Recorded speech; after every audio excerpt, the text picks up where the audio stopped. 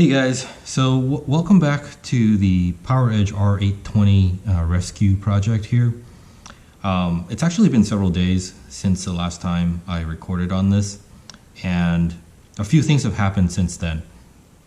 So I want to kind of describe that a little bit, and also looking at the footage from the earlier recordings on this project, I realized I might not have explained things very well in terms of the server surgery that had happened in order to get one working server. So if you remember from the beginning of this video, I had ordered an R820. It arrived with missing processors, and so I never bothered to turn that machine on. But it turns out there were processors on the bottom motherboard, but not on the upper motherboard. And so, but that upper motherboard was damaged. It's the one we're going to fix today. Where the stud that holds the heat sinks down was basically sheared off, and it was also missing a fan wall and all that stuff, which we've now installed. Now I kept referring to this server as that server, that first server, and actually that's not exactly true. A lot of the parts, sorry guys, it's just really confusing because there was a lot of part swapping in order to get something working. And so when I was referring to the first server, it's basically the other one. This is actually the second server I received. But, and this one had the issue of basically not powering on at all. Okay, I plugged it in and I would see a power light over there, as you can see, and try to power it on, and nothing would move. And I figured out why, and I'm going to get to that in a second. But anyway, so when the second server arrived and didn't power on, I assumed that there was something wrong with the motherboard because the iDRAC didn't even turn on. Like, you could leave it plugged in for hours and the iDRAC would not turn on. And I've eventually figured out why that was. At first I thought it was a dead motherboard, but anyway, I'll get to that in a second. So basically what happened was, once I realized that machine wasn't going to power on, I took some of the parts from that from this machine. Basically, this is the second machine, and swapped them over to the first machine, and eventually got that first machine working. Where I basically moved over the fan wall, the riser 3 that had a broken switch, and took the upper motherboard from this system that did not have the damage to the stud, and moved it over to that other system, and then eventually got that put together in a way that it actually completely worked. Okay, so this is actually the second system that arrived that I initially thought had a dead motherboard. And so you saw in I'm probably going to stitch all this into one video, and if that's the case, just a few seconds ago you saw me installing a new motherboard in here, and that motherboard works. So that was great. And I got really curious when I took out the motherboard that I thought was dead. And I was just looking at it, maybe I could find something was wrong with it, or just kind of curious, just wanted to see what was wrong with it. I couldn't find anything like physically wrong, like there was no broken components on the motherboard or anything like that. And so I started digging deeper, and unfortunately this is all off camera. And I started taking the heat sinks off to see if maybe there was a bent pin on the socket or something like that. And when I took the CPU, the heat sinks off and wiped the CPU clean, I found out what I think is the reason why this motherboard did not power on. And basically it was because of these guys. So you might not be able to see this in the camera. Let me see if that might work. Let's see here. Yeah, anyway, I'll tell you what this is. This is a E5 4620 processor. And the server that I ordered was supposed to have 4 E5 4610 processors. So basically the upper motherboard, which has been transplanted into the complete machine that works, had 4610 processors, and the bottom motherboard had 4620 processors. And I guess the combination of that somehow just totally messed up the system into a point where even the iDRAC would not power on. At least that's my guess, because once I saw that, I thought, well, maybe that's why it didn't power on. I took the 4620s out of here, and I put the 4610s that these were supposed to have, and put them in here, put this motherboard back in. So the motherboard you saw me install earlier, hopefully, well, earlier in this video or in the last video, whichever it is, I uninstalled that and put the motherboard back in. After cleaning it up, putting in the 4610 processors, I plugged the power in, and everything lit up. Okay, so you can see here, like, I'm getting a heartbeat LED here, and some other LEDs. I'm not really sure what they indicate, but that I didn't see that last time. All I saw was the green LED back there light up, and I assumed that meant that I had power, and that this means something's functioning. That might, that blinking heartbeat might, even be the iDRAC. I don't know, but something, it was definitely different this time. And then I actually powered it on, and everything worked. So I'm leaving this motherboard in here for a couple of reasons. First, it works. It seems to work, at least so far. Where I'm going to further test this to make sure everything, all the memory slots and everything work.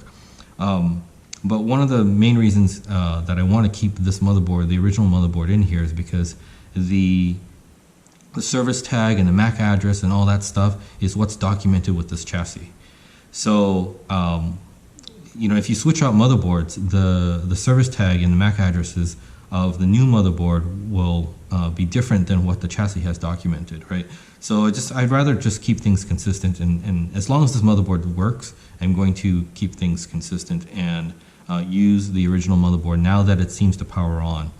So anyway, that's, I guess, in a way, good news. Bad news is I actually spent some money on a motherboard that I didn't really need, so that's a little bit of a bummer. I'll fully test out that motherboard once we get this project done, and then probably put that on my store, so in case, if you guys want it, at least you'll know it's fully tested. You've seen at least part of it being tested in this video here.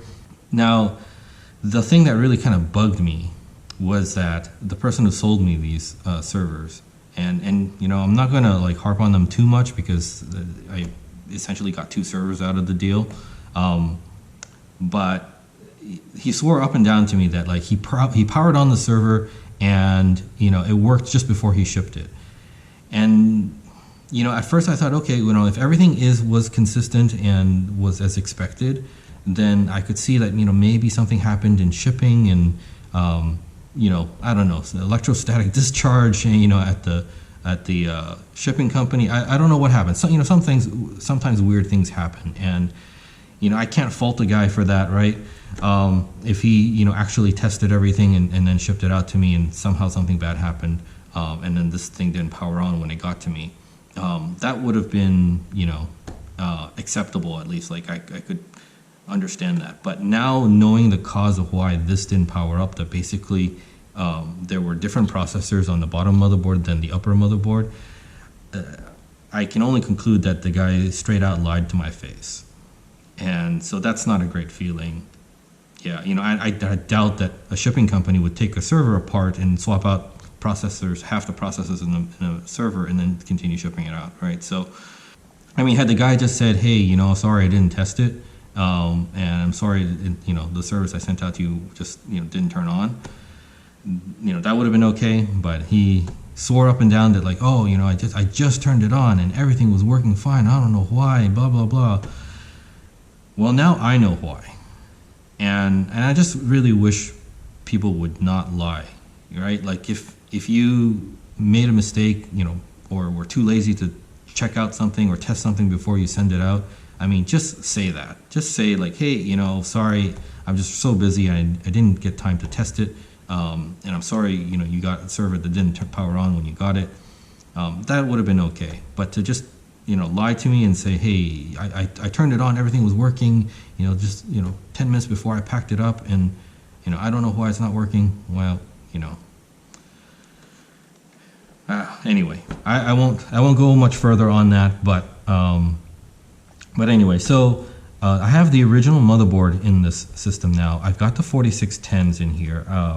I've taken out the 4620 because I don't have a set of 4 of those, and this thing powers on just like the replacement motherboard that I had shown you previously installed in here. And so that's all good. So today I'm going to continue on by, I'm not going to test all the memory banks until I've make sure that the upper motherboard and everything else is working as well. So today we're going to install the second upper motherboard and also put a set of 4610s in here, which I have over here. So I've got 2 more 4610s here, and then these were the 4620s that I found in here. So anyway, yeah, that's what we're going to do. Now, let me go get those, and I'll be right back. Okay, so these are the upper motherboards. This was the original one that I received that was originally part of the first server. And the original motherboard of the system that we were rescuing went to the first server, and that all works. This is the motherboard that I received with that first one that basically had empty processors that were supposed to be occupied, and also the stud underneath this screw for the heatsink is sheared off and broken. So unfortunately, can't just buy the tray. You know, I really wish that there was a way to just buy the tray, but it's really hard to find just the tray. Most of the time, you have to like replace the whole motherboard with a tray. Now, that said, this is the replacement system that I got, and although I'm thinking that it fully works, I have not tested this out. We will test it out. One thing that I had a problem with is that this arrived with this thing broken off. And so yeah, so this is not supposed to like flap like that. There's a piece of plastic that's supposed to be screwed on to the frame, and it broke in transit or something like that. I'm not really sure how it got broken, but it just arrived this way. I'm hoping the rest of the board works fine. Certainly has the screw studs for the heat sinks, and that's fine. So what I thought was, you know, since this one is no good, I'm going to disassemble this and take the plastic frame out, or I guess it would be this one, or this plastic wall, or whatever you want to call it. I'm going to take this out and swap it with this guy. So hopefully then, you know, again, combine enough parts to make something kind of whole. So I'm going to go ahead and do that today. And in order to do that, I got to disassemble the whole thing. So let me put this board aside, and we'll work on disassembling this in order to get this plastic wall out. Okay, first thing is let me lift the handle here, and I'm going to remove the heat sinks, and we'll reuse these because the other motherboard didn't have any.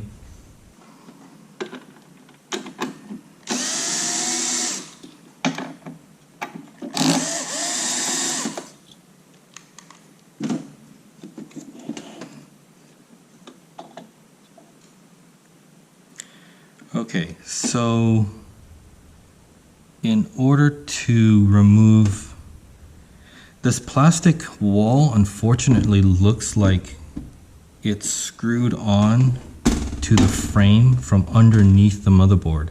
So I have to remove the motherboard in order to get to it.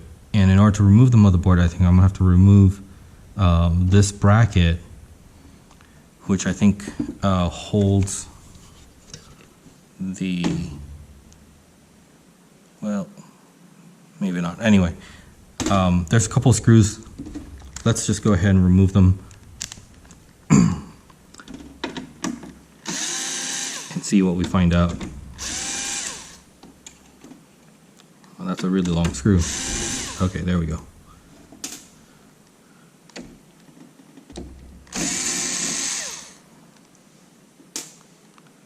Hopefully these are all the same size. It looks like they are. So turn this around.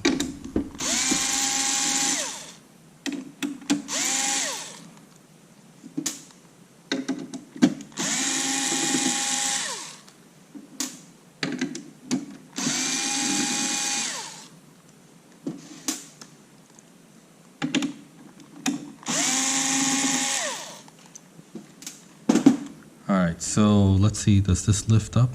Oh no, one more screw.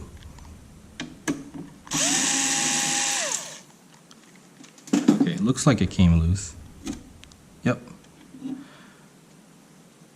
Alright, so with that bracket out, let's see. Looks like I have a few more screws right here,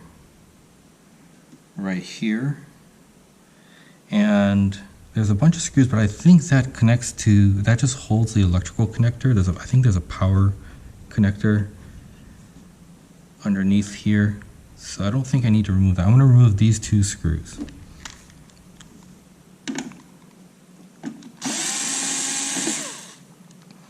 And these appear to be a little bit shorter, so I have to remember. Yep, alright.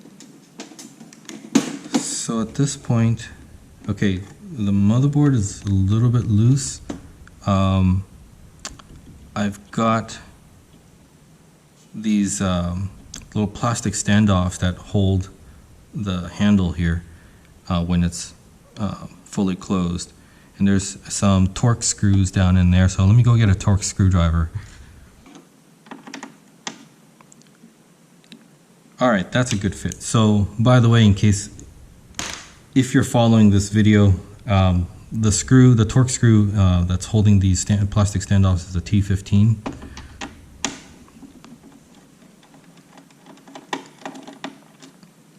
Okay, that's simple enough. Let's take the other one out.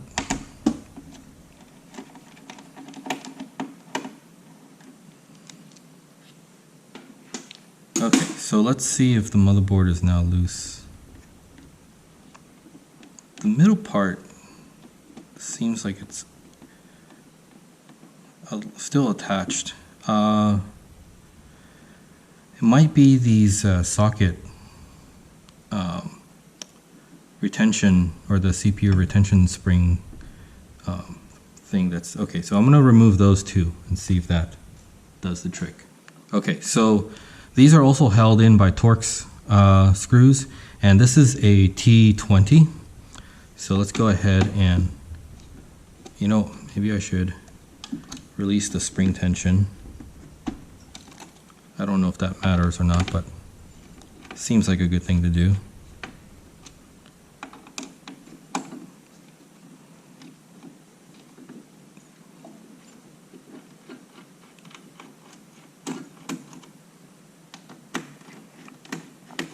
Okay.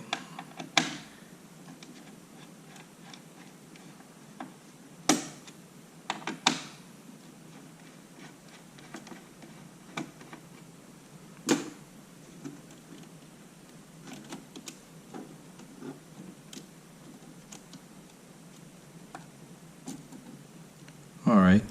Yeah, definitely. There's studs coming through from the frame underneath, so that I think was holding the motherboard in. Yeah, okay, that's definitely a lot looser, so that is definitely, and you know what, I don't know if you can see through the reflections, but some of those pins look like they might be a little bit off, so probably a good idea that we replace this motherboard anyway.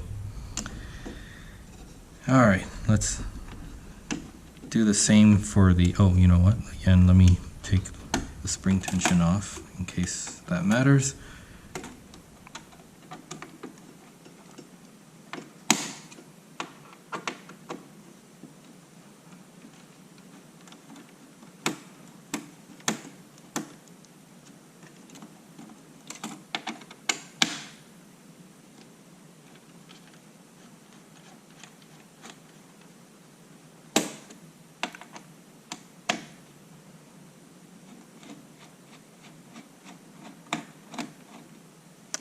Okay, let's see, does this come off?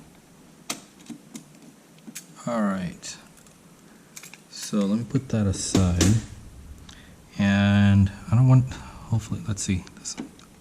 Oh yeah, the motherboard is completely loose now, I think. Okay, so let's see if I can just take this out of the way.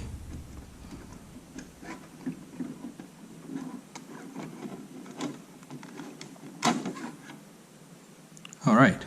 Okay, so the plastic wall that we're trying to salvage from this frame is the one over here, and it looks like it's held down by a couple of Torx screws on the bottom here, and also from the side right there and there.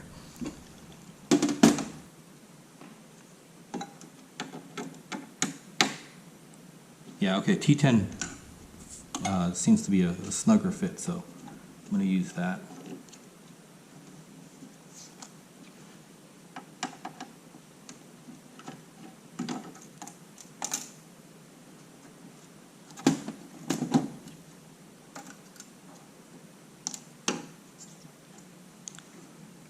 Okay, and the side is definitely not T10. The side is a T9.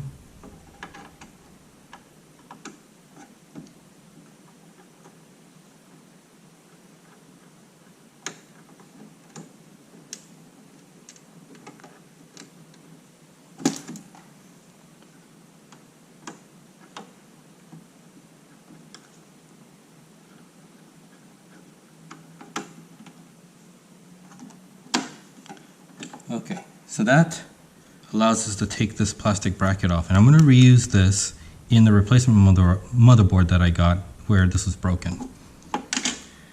Alright, let me go ahead and disassemble the other motherboard, and then I'll attach this to that motherboard. Okay, so this is the replacement motherboard, and I've got most of the stuff disassembled now, and the motherboard should come right out. Alright. Yeah, there we go. Alright. Alright, so now that we have the frame emptied, this is the bracket that we want to replace. So I've got, let's see, this is the T10. I think this one was a little bit on the loose side. Well, actually, you know what, it works. Okay, so get those two screws out. And then the screws on the side was a T9.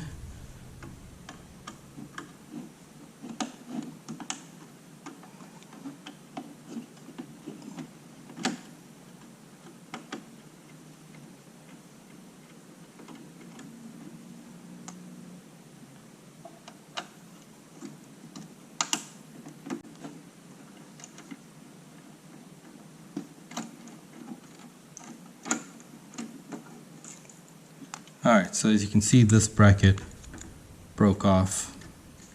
So we're going to replace this.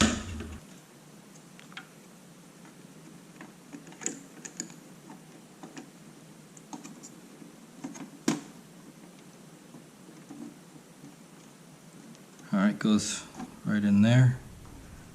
Let me put these smaller machine screws on first.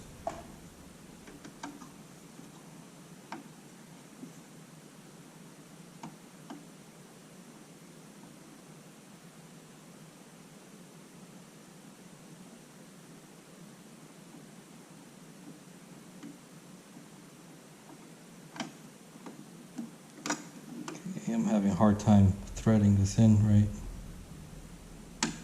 Oh, there we go. Okay.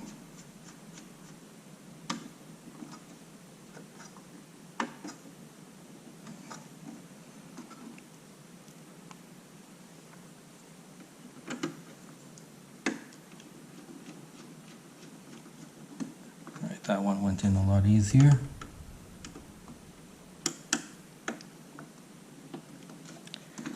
Okay, and then these are the coarse threaded screws that just screw into the plastic.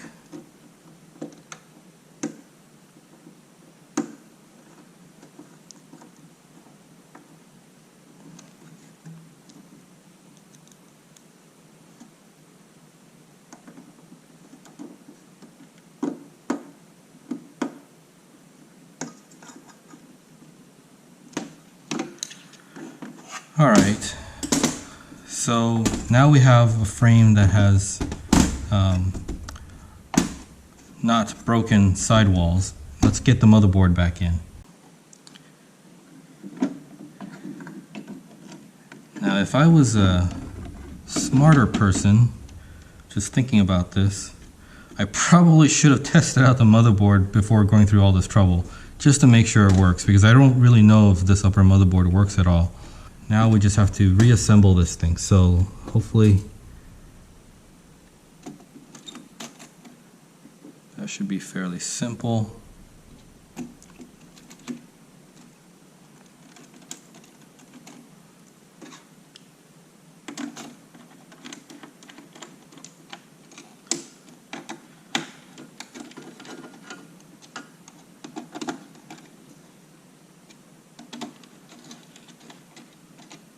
Okay, I didn't tighten these screws down yet, so I'm going to go for the final tightening here.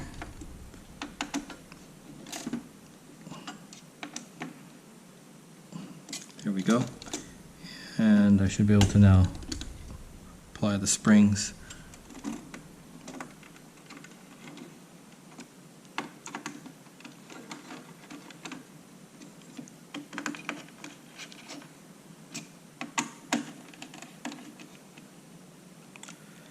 Okay, and now we'll do the final tightening.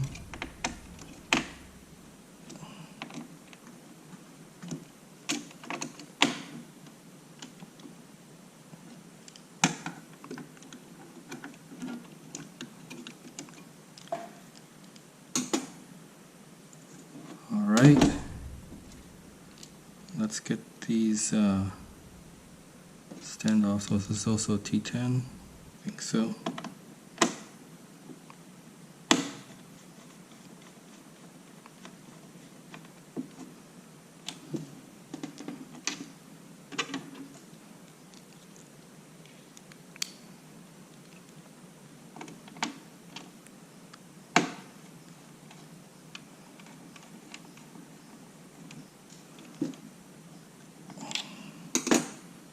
All right.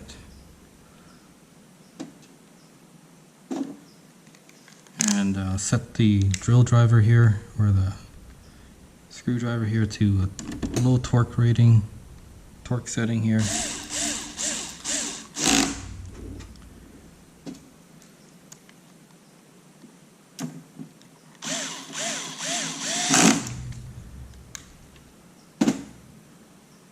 Alright, so that's almost done. We just need to put this bracket back on. And if I remember correctly, I think it goes this way.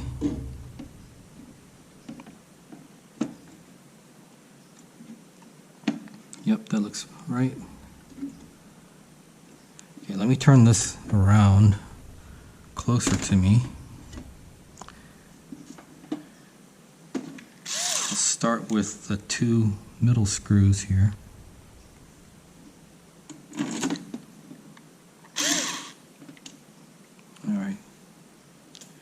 I'm not going to tighten that one down yet because it moved this bar quite a bit.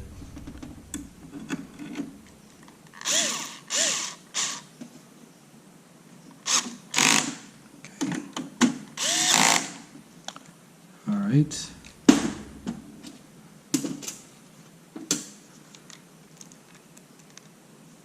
Screw over here.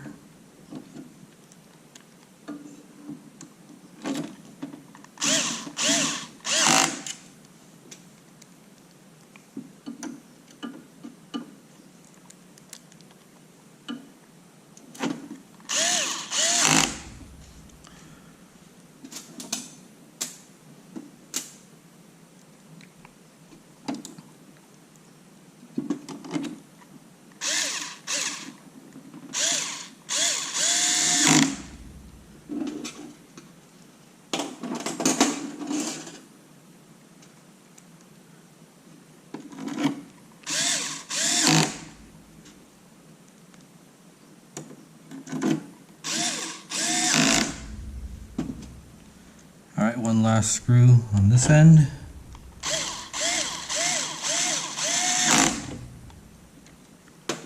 Alright, and I think that's it. So that... Alright. So enough of that. Let's get this motherboard installed and get some processors in it, and let's see if it works. Alright, so before I plug in the second motherboard, I'm going to disengage the power.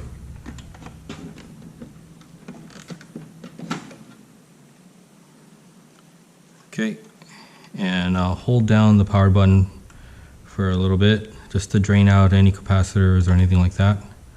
I just heard like a relay click in the power supplies. So okay, I think that's good.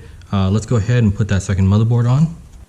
Okay, so these things have to be installed with the handle opened. And this basically just drops in. There are little sliders on the side. Once it's engaged,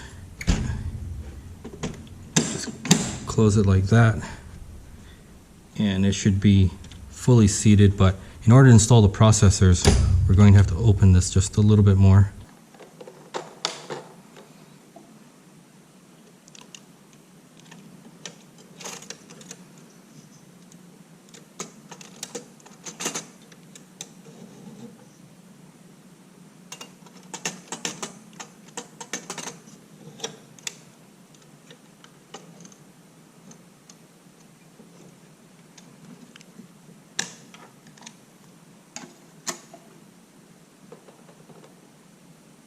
Alright, so I have, these are just test processes basically, but these are 4610s, Sandy Bridge, and I'll match the little golden triangle to the triangle on the board.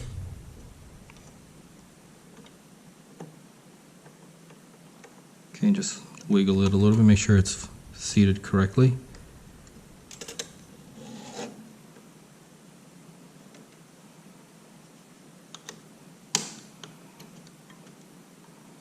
Alright, so that one is in. Let's do the same.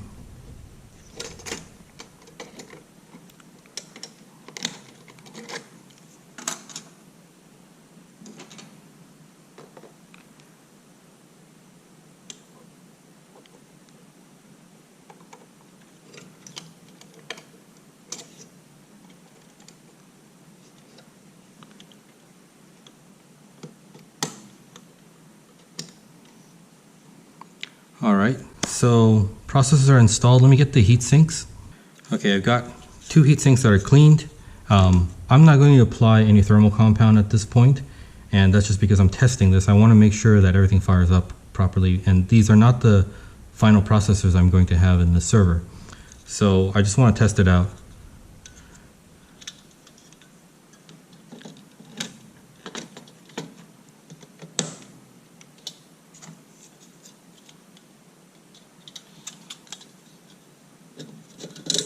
So when you're installing these upper processor heat sinks, this handle kind of gets in the way, so you have to have it raised a little bit. All right.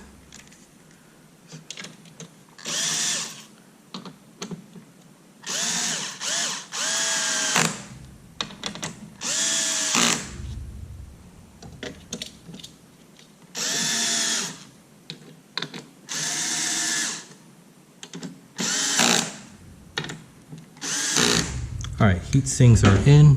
Let's go ahead and close this. So now we have the second motherboard processors, but we need memory for these two processors. So I'm going to put them in C1 and Dimm D1. So let me go grab my testing RAM and then I'll be right back. Okay, so I've got my DDR3 register Dimm test kit. And we got a few more 4 GB modules in here, so we'll go ahead and put these in.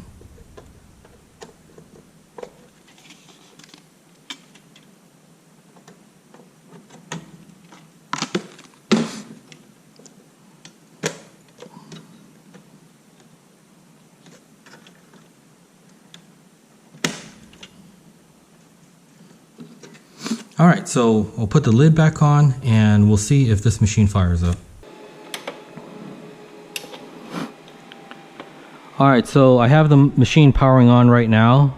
I've just plugged in the power, and we're here at configuring memory.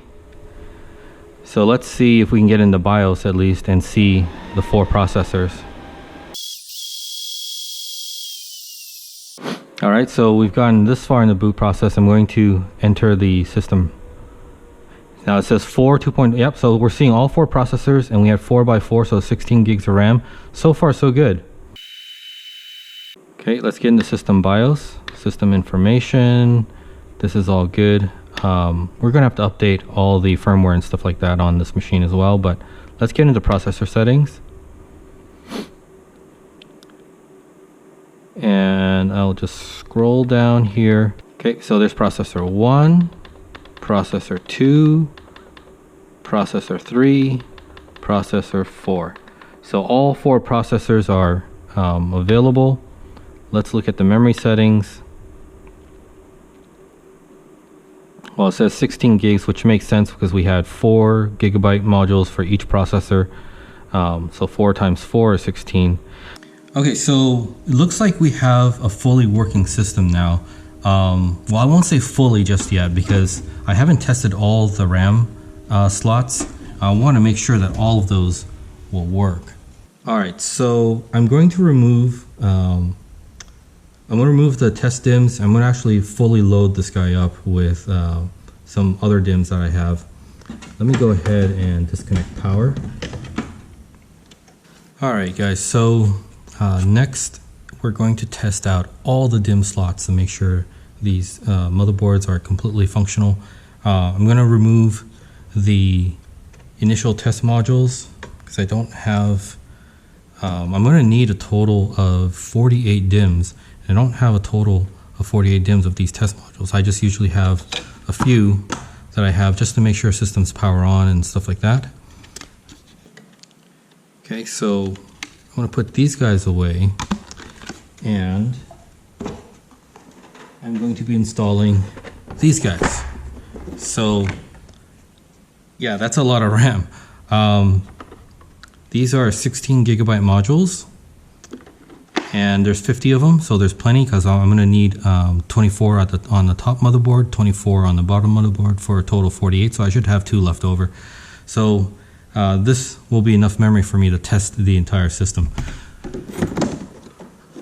So before we get into that, let me remove the top motherboard and we'll start installing from the bottom motherboard first.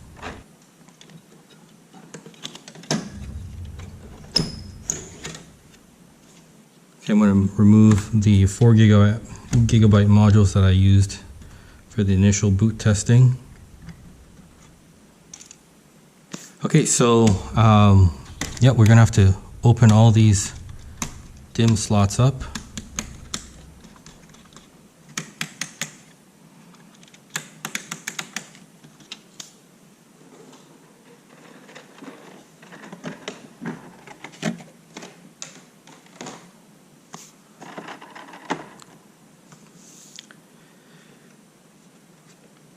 All right, so let's get started.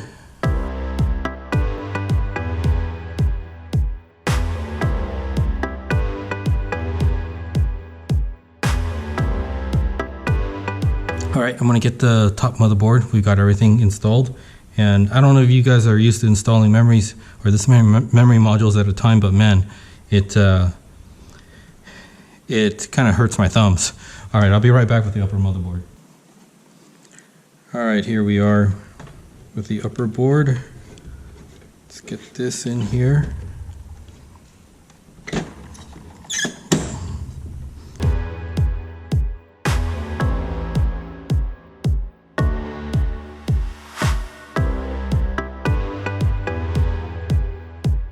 All right, so we got 48 DIMMs, fully populating all DIMM slots on this machine.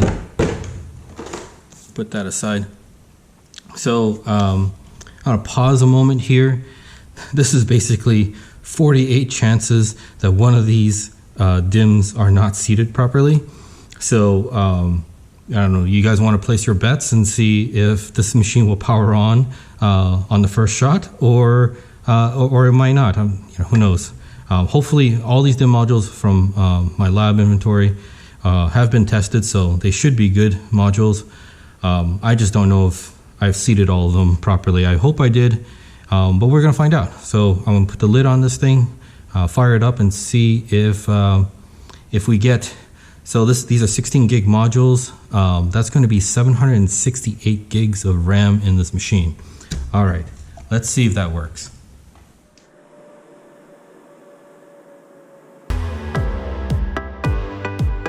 All right, we've posted this far. I'm gonna hit F2 to enter the system BIOS. Yeah, we got 768 gigs of RAM. It looks like they're all working so far.